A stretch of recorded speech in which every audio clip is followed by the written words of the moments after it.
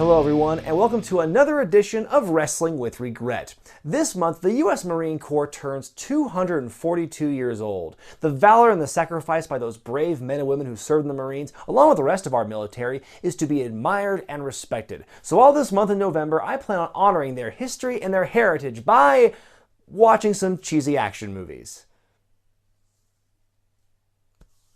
Marine Month!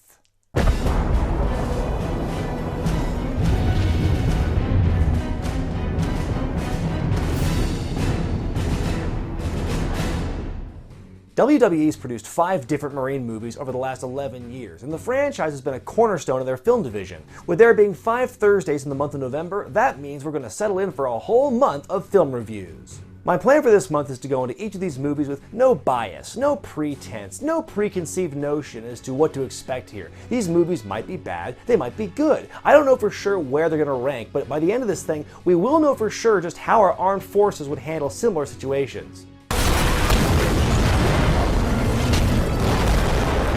Right? We begin our look back with The Marine from 2006. Now, we all know this film starred John Cena with Robert Patrick as the villain, but according to lore, the casting was meant to be very different. Apparently, Steve Austin was supposed to play the title role while fighting opposite Al freaking Pacino. This film would have undoubtedly been better with them involved, but these guys definitely dodged a bullet. Their next idea was to cast Randy Orton as the lead. It was a perfect fit since Orton actually served in the Marines, if not for, a small blemish on his record. In what was John Cena's first leading role in a film, and it showed... Nice butt. What? We finally get to see the end result of what happened when he was written off of television in 2004 with a kayfabe stab wound sustained at a Boston nightclub. Now these days when wrestlers go on film shoots, they just leave with no explanation. We need more kayfabe stabbings to write dudes off. Keeps things interesting. So settle in and discover why the hell John Cena's been pretending to be in the military for the last decade. It's time for a closer look at The Marine.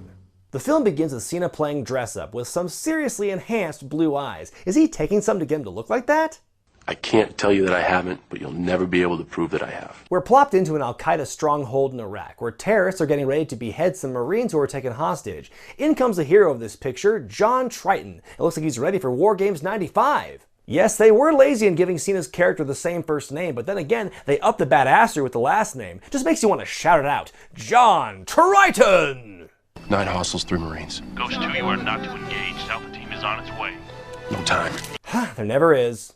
John Triton bursts in and wastes everybody with relative ease. Forget being a Marine. Are you sure this guy's not Captain America? How do we get around him? We don't. We go through them. But the actions of Marines don't play out like in Call of Duty. John's actions have consequences, even though he saved lives. You disobeyed direct orders. You're being discharged. I mean, what you did over there was fucking awesome, but, you know, rules and regs. John returns home to his native Australia, South Carolina, to go have sex with his wife, Kate. This music is the absolute best. Really helps convey the message they're trying to send here.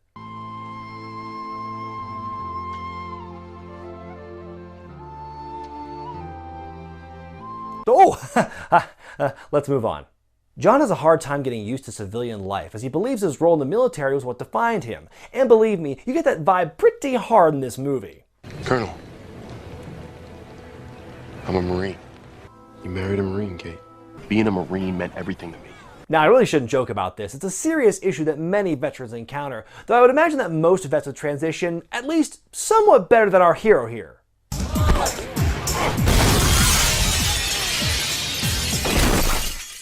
A toast to your first and last day on the job. This is the first time we see some healthy product placement in this movie in the form of Miller beer. Sometimes the placement's very subtle, and other times, not so much. Don't you just hate when artists compromise their integrity for sponsorships? While John tries to cope with civilian life, we meet Rome, played by Robert Patrick, aka the T-1000. Rome and his gang of fellow criminals steal millions in diamonds from a jewelry store, and man does this villain got jokes. I have severe intimacy issues and a gun, so do yourselves a favor and don't look up. As they escape the jewelry store, Rome lights up a police car with an assault rifle, but just in case that didn't get the point across, Morgan, another member of the gang, decides to blow the car up with an RPG. Boy, sure is lucky the explosion was just shy of reaching Rome. It doesn't matter, at that close range, in real life he would have been burnt to a crisp either way. When it comes to action movie villains, Rome is basically Hans Gruber without the charming mixture of German and British affectations. He has the best lines in the movie, and hey, what good heel doesn't, but besides that, he brings nothing to the table. Really, anyone else in that gang could have been the leader of the group if Patrick's star power was out of the equation. They're all equally bland and replaceable, so everyone's on even footing. And the thing is, we're led to believe he's not even the top baddie in the movie. We discover he's working for some anonymous partner who wants to buy the diamonds from him, who we'll meet later. See, I have the diamonds.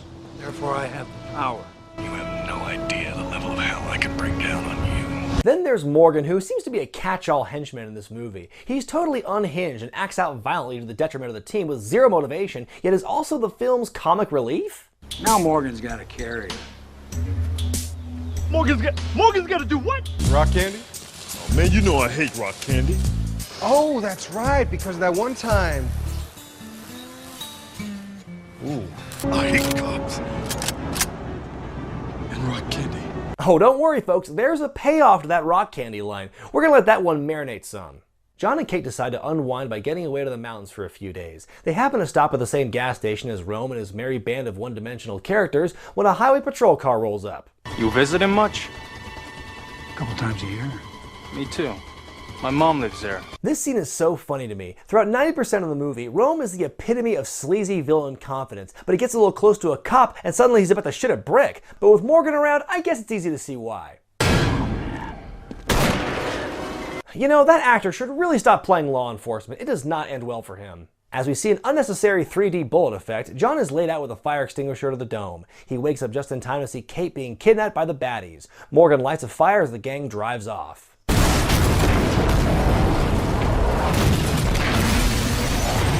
Right, okay. I'm just gonna get this started now before things get out of hand.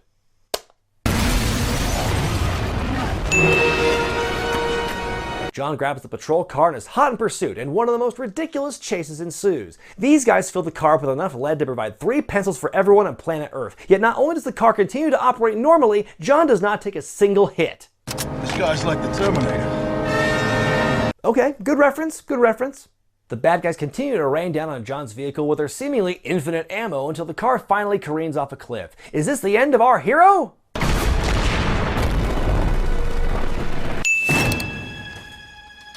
Back at the gas station, we see Detective Van Buren, who kind of looks like an older version of Jim Parsons, investigating the scene. This is the second time we've seen him in this movie, as he also showed up at the jewelry store right after Rome hit it.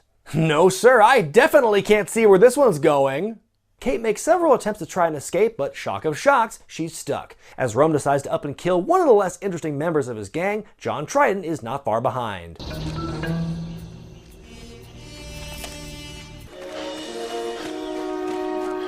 Listen to how majestic shit gets when we see John Triton. This happens a lot here.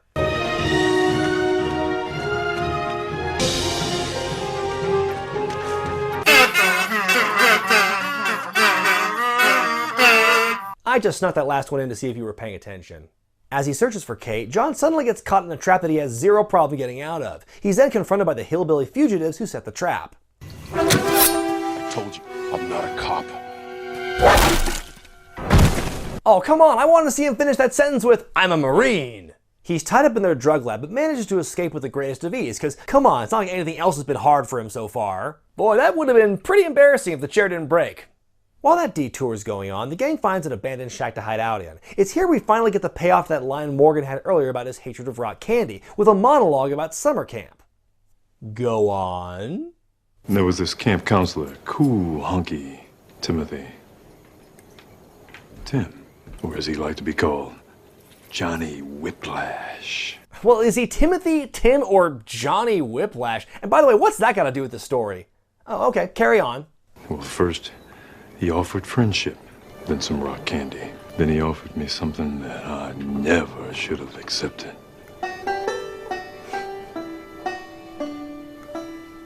I'm pretty sure we're led to believe that homosexual experience is why he became a psychotic murderer in the first place. Yeah. Back to John Triton! The Marine's able to kill both Morgan and another henchman back to back, yet all the while Rome hears none of this? It's not like they're doing stealthy ninjutsu out there.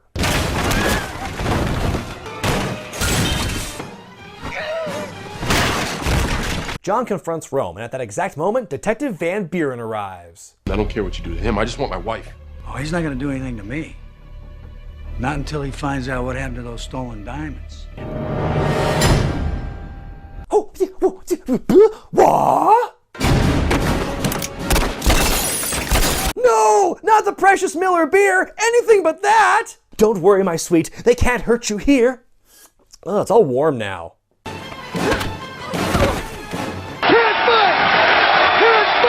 Is anyone else as impressed as I am that these two ladies have been able to keep their makeup looking as good as it has through all this? Rome and Angela make their getaway with Kate, but not before Rome shoots at all the flammable stuff under the shack, which leads to, you guessed it,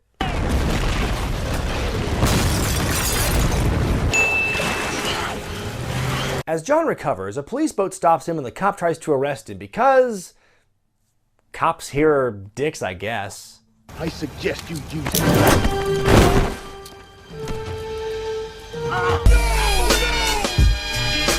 Our hero finally catches up to Rome and company at a marina. Somehow, Triton is able to catch up to their semi on foot, jump onto the back, and climb around to the side.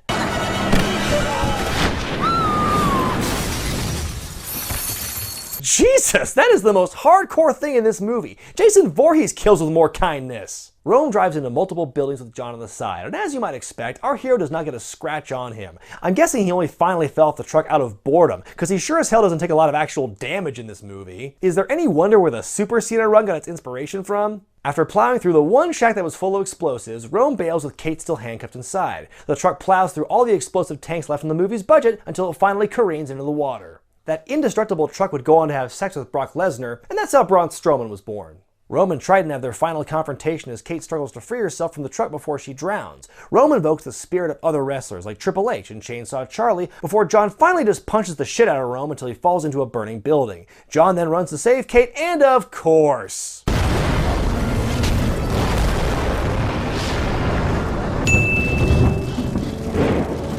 John pulls Kate out of the water and finally manages to revive her. John, Kate, plus 8 of her remaining brain cells have a moment until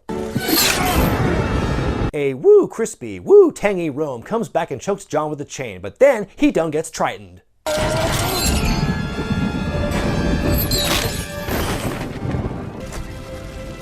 Should've gone to the beach. Yeah, that's the first thing I'd say too.